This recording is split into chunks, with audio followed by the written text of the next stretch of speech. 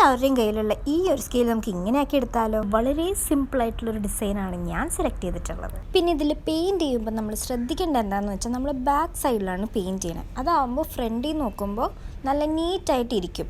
ചെയ്ത് കഴിയുമ്പോൾ നമ്മളൊരു സെല്ലോ ടേപ്പ് വെച്ച് സെക്യൂറും ചെയ്യുന്നുണ്ട്.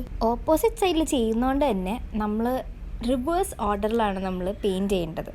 അതായത് അവസാനമാണല്ലോ നമ്മൾ മഷ്റൂമിൽ ഡോട്ട്സ് ഇടുക.